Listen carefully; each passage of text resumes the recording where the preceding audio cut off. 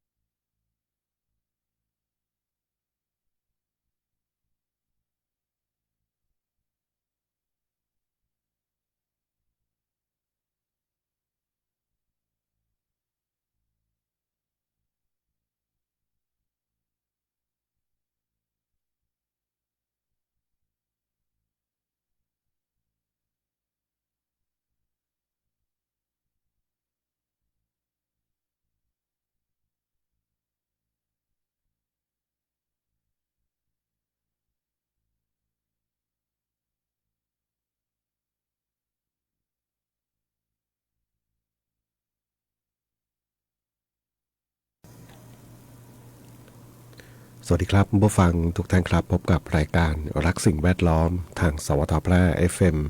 91 เมกะเฮิรตซ์ครับเช้าวันศุกร์ที่ 7 สิงหาคม 2569 อยู่กับผมแสวงปอเพชรเป็นผู้ดำเนินรายการครับเริ่มต้นกันวันนี้วันศุกร์สดสัปดาห์ครับหลายคนทำงานด้วยความสุขสดชื่นนะบางคนบอกว่าอะไรวันเสาร์น้อยละ วันศุกร์เนาะศุกร์ก็อยากให้ทุกคนทำงานด้วยความสุขสดชื่นนะครับเป็นสัปดาห์ที่ทำงานกันถ้าจันทร์ถึงศุกร์ก็เต็มทั้งสัปดาห์นะสัปดาห์หน้ามีวันหยุดขั้นอยู่เนาะวันแม่แห่งชาตินะครับนะวันพุธพอดีเนาะตรงอยู่กลางสัปดาห์แล้วก็ตามเนาะเรื่องของการทำงานต่างๆโดยเฉพาะในช่วงนี้นะคนที่อยู่ทางภาคเหนือนะคนที่ต้องทำงานห่างบ้านนะออกจากบ้านตอนเช้านะค่ำๆกลับเข้าบ้านนะหรือบางคนอาจจะไปทั้งสัปดาห์กลับเข้ามาอีกทีนึงก็วันศุกร์นะการเดินทางต่างๆนะช่วงนี้นี่บ้านเรือนที่อยู่ในพื้นที่ที่เขาเรียกว่าเสี่ยงภัยนะน้ำท่วมนะอาจจะต้องเตรียมการบางอย่างไว้นะเก็บข้าวของไว้บนที่สูงบ้างอะไรบ้างเนาะพอฝนฟ้านะมันจะว่าไปก็ไม่ได้นอนจริงๆเนาะธรรมชาติคือธรรมชาตินะถึงแม้จะมีการคาดการณ์นะแต่แรกๆนะบางคนบอกไม่แม่นเลยอ่ะนะตอนแรกบอกฝนจะไม่มีตั้งแต่เดือนเลยมิถุนาเนาะนี่ทำไมมีตลอดเลยนะครับนะมีมาตลอดนะมาเติมไว้ตลอดเนี่ยเนาะนี่แหละเนาะยิ่งฝนมาเติมมาเรื่อยๆดินมีความชุ่มน้ำนะอุ้มน้ำไว้เยอะนะวันดีคืนดีนะพายุที่ก่อตัวทางมหาสมุทรแปซิฟิกนะมีกำลังแรงขึ้นนะถึงแม้พายุจะไม่ได้มาทางไทยแต่ว่ามันมีอิทธิพลเนาะมันสร้างอิทธิพลได้ มันสร้างอิทธิพลเข้ามานะก็คือทำให้ร่องมรสุมซึ่งเดือนสิงหากันยาเนี่ยร่องมรสุมโดยภาพรวมทุกๆปีเนี่ยมันก็อยู่ทางโซนภาคเหนือนี่แหละเนาะขยับขึ้นขยับลงนะตามแนวเขาเรียกความกดอากาศนะก็ขยับขึ้นขยับลงขึ้นไปทางเชียงรายบ้างล่องมาทางแพร่ไปทางอุตรดิตถ์บ้างนะในแนวเนี้ยนะถ้ามีฝนตกลงมาและบางปีที่เกิดน้ำท่วมก็เพราะว่าอิทธิพลของพายุที่ก่อตัวทางแปซิฟิกนี่แหละนะครับมันส่งผลกระทบเข้ามาเนาะพอดินอุ้มน้ำเยอะเจอร่องมรสุมกำลังแรงขึ้นมาสักหน่อยหนึ่งนี่ก็มีความเสี่ยงนะที่จะเกิดน้ำป่านะครับนะนี่คือภัยธรรมชาติที่เกิดขึ้นทางภาคเหนือเราเนาะเราจังหวัดที่เห็นผลชัดเจนแบบนี้ทุกปีก็ว่าได้ก็เชียงรายนะครับนะทางอำเภอแม่สายเชียงรายแล้วก็อีกจังหวัดหนึ่งก็น่าจะเริ่มมีผลแบบนี้เกือบทุกปีแล้วนะจังหวัดน่านนะครับนะจังหวัดน่านนะเมืองแพร่นี่ก็ไม่แน่เนาะในอนาคตนะเพราะว่าฝนฟ้านี่มันเป็นสิ่งที่เราไม่สามารถที่ไปควบคุมได้เนาะอยู่นอกเหนือการควบคุมของมนุษย์เรานะครับนะก็เพียงแต่เราต้องเรียนรู้แล้วก็แก้ปัญหากันนะครับวันนี้พบกันเช่นเคยครับกับช่วงเวลาของรายการรักสิ่งแวดล้อมท่านผู้ฟังที่ติดตามรับฟังอยู่ครับอยากจะฟังบทเพลงเพื่อชีวิตนะเพลงในท่านผู้ฟังชื่นชอบก็สามารถที่จะพิมพ์คอมเมนต์ไว้ได้ในที่ไลฟ์สดนะครับนะเพลงไหนอย่างไรนะแล้วก็ทางโทรศัพท์0545235516ครับนะกับช่วงเวลาของรายการรักสิ่งแวดล้อมครับ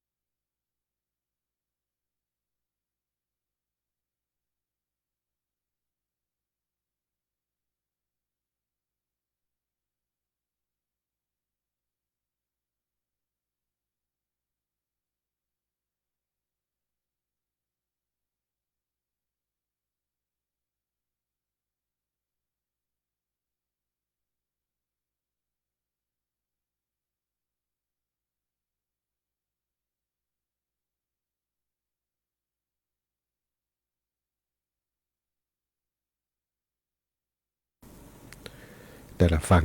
จบลงไปครับสาวดอยสอยดาวนะที่ท่านผู้ฟังถามถึงเข้ามาครับนะเป็นเพลงโปรดของหลายท่านกันนะ จะมีอยู่ท่านหนึ่งเนาะแต่ว่าวันนี้ไม่ได้โทรมาเนาะมักจะโทรศัพท์มาแล้วก็นี่แหละนะเพลงนี้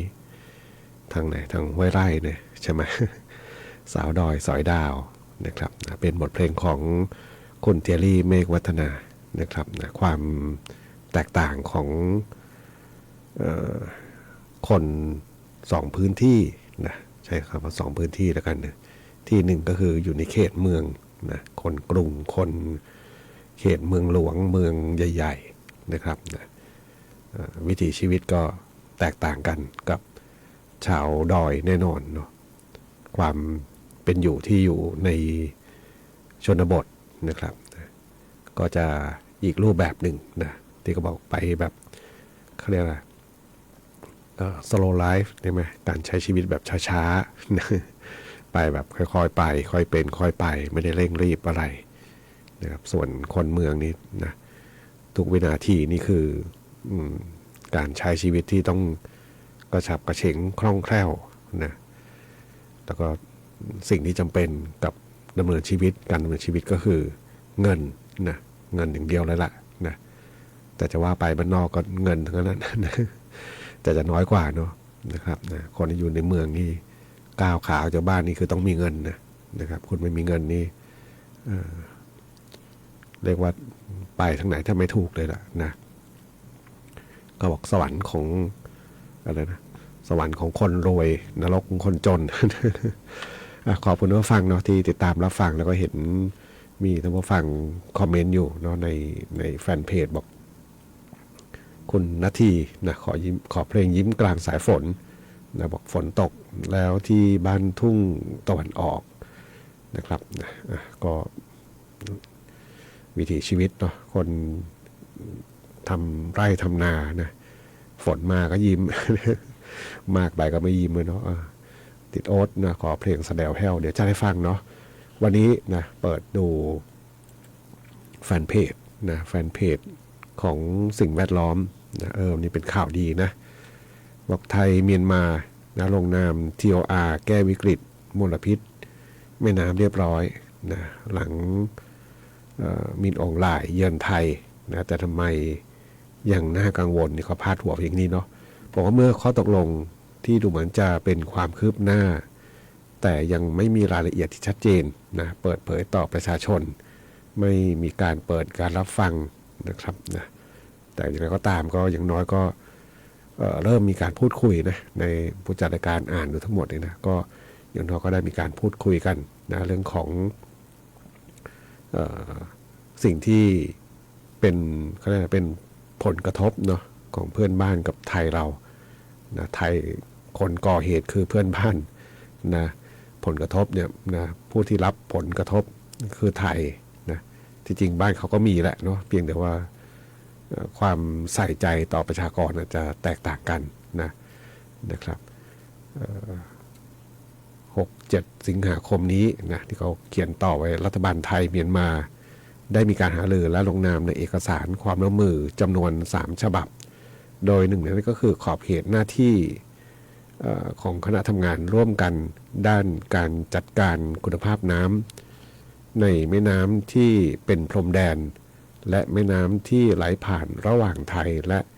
เมียนมานะครับนะไทยและเมียนมาก็มีพรมแดนที่ติดกันเนาะมีแม่น้ำที่ใช้ร่วมกันนะแต่ว่าในระยะหลังเนี่ยเจ้าอะไรสารปนเปื้อนสารหนูเนาะที่ปนอยู่ในน้ำผลกระทบก็ต้องบอกไม่ใช่แค่น้ำดื่มนะครับบางคนบอกน้ำดื่มน้ำกินเท่านั้นนะครับนะสัตว์น้ำนะที่เป็นแหล่งอาหารนะปลาทั้งหลายนะครับมันก็สะสมกันเนาะมันก็เหมือนสิ่งมีชีวิตนะก็สะสมไปในร่างกายนะครับมนุษย์เองก็ได้รับผลกระทบตรงนี้ด้วยนะครับนะก็ต้องรอดูเนาะนะครับนะว่าสิ่งเหล่านี้จะมีการร่วมไม้ร่วมมือกันได้มากน้อยขนาดไหนอย่างไรนะครับนะเป็นเรื่องของมลพิษทางน้ำที่ปนเปื้อนมานะครับนะเรียกว่าคนที่ว่ากันว่าในการพูดอันนี้แบบคุยแบบ แบบชาวบ้านเนี่ยนะเวลาเดินทางไปทางเหนือบางคนบอกไม่ค่อยกล้ากินละนะเมนูที่เป็นปลาอันนี้นะก็คือก็ต้องยอมรับความจริงว่านะเป็นผมก็นะก็ต้องตังหิดเหมือนกันละนะไอ้ที่เราสั่งมากินเนี่ยสมมติถ้าไปนะแต่ยังไม่ได้ไปนะข่าวสารต่างๆที่มันเผยแพร่มันก็อีกด้านหนึ่งก็คือพยายามสื่อเชิงบวกเนาะแต่อีกด้านหนึ่งก็อดคิดไม่ได้ถ้าเราไปสั่งอาหารแบบนี้แล้วมันจะมีเวลาปนเปื้อนเนี่ยใครไปวัดได้ทุกวินาทีนะนะแต่อย่างไรก็ตามเราก็ต้องมีความร่วมมือกันทั้งสองประเทศนะที่จะแก้ปัญหาเหล่านี้นะครับเพราะเป็นเรื่องของปัญหาสิ่งแวดล้อมแล้วก็ผลกระทบนั่นคือชีวิตทุกชีวิตเลยนะครับไม่ว่าจะเป็นชนชาติไหนก็ตามที่อยู่แถวนั้นนะทุกชีวิตเลยนะครับไปฟังเพลงกันต่อครับกับบทเพลงของโฮปนะงานเพลงยิ้มกลางสายฝนครับ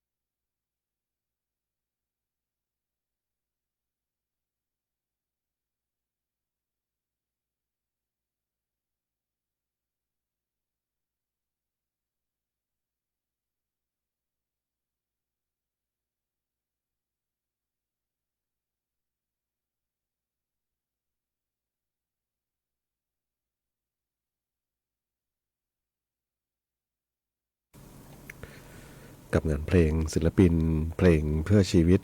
คนด่านเกวียนของคุณสีเพื่อคนด่านเกวียนครับส่งมอบเป็นความสุขสำหรับท่านผู้ฟังที่ติดตามรับฟังรายการรักสิ่งแวดล้อมทางสวทแพร่ FM 91เมกะเฮิรตซ์ครับนะช่วงนี้เรื่องของฝนฟ้าท่านผู้ฟังโทรศัพท์สักครู่บอกเนี่ยวันนี้ฉ่ำฝนอีกแล้วนะตกไปปล่อยอยู่เนาะก็มีบางที่บางแห่งเนาะฝนบางทีก็นะบางคนโดยเฉพาะสุขภาพ เจอฝนเจออะไรแล้วก็นะอากาศเปลี่ยนนะดูแลสุขภาพด้วยเนาะท่านผู้ฟังที่ติดตามรับฟังอยู่ครับนะแสดวแห้วนะจนแสดวแห้วไม่รวยบ้างก็แล้วไปนะขอบคุณผู้ฟังนะทิดโอ๊ตนะที่ถามถึงเพลงนี้เข้ามานะแล้วก็ก่อนหน้านี้ยิ้มกลางสายฝนนะครับสำหรับบทเพลงเพื่อชีวิตในช่วงเวลาของรายการรักสิ่งแวดล้อมทางสวทแพร่ FM 91เมกะเฮิรตซ์ครับเรื่องของฟ้าฝนในบ้านเราในวันนี้แผนที่อากาศนี่เขาเตือนทางจังหวัดน่านนะจังหวัดน่านนี่เป็นออกสีในในเว็บไซต์นี่เป็นสีแดงนะมีทาง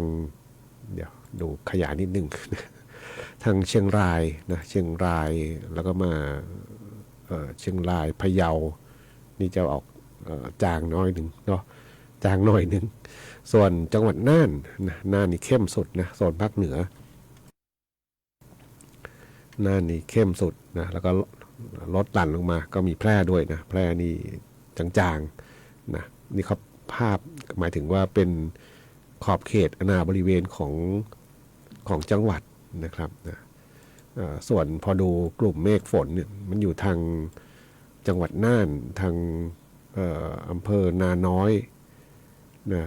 น่านแล้วก็ล่องมาทางอำเภอนาน้อยนะครับที่บอกนี่เพราะอะไรเพราะว่ามันอยู่ใกล้แพร่นะนาน้อยเนี่ยนะมีแนวสันปันน้ำนะภูเขาเนี่ยนะกั้นขอบเขตเมืองแพร่กับน่านอยู่นะบางคนบอกนี่แหละเนาะทำไมเวลาฝนตกทางเนี้ยนะมันมักจะมีน้ำป่าลงมาด้วยนะครับนะเพราะจะมีภูเขาเส้นแบ่งจังหวัดนะจังหวัดแพร่จังหวัดน่านนะแนวภูเขานะถ้าใครได้เคยขึ้นไปหลังวัดพระธาตุช่อแฮนะเส้นทางตรงไหนเต่าปูโรนะที่มีเต่ายืนอยู่นะก่อนถึงตรงนั้นนะจะมีป้ายบอกเลยนะเขตอุทยานแห่งชาติลำน้ำน่าน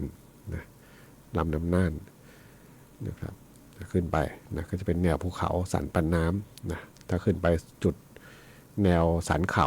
มองด้านทิศตะวันออกก็คืออำเภอนาน้อยจังหวัดน่านนะครับถ้าฝนตกฝั่งโน้นก็ไหลลงแม่น้ำน่านไปเนาะถ้าเลยมาฝั่งเราก็ลงแม่น้ำยม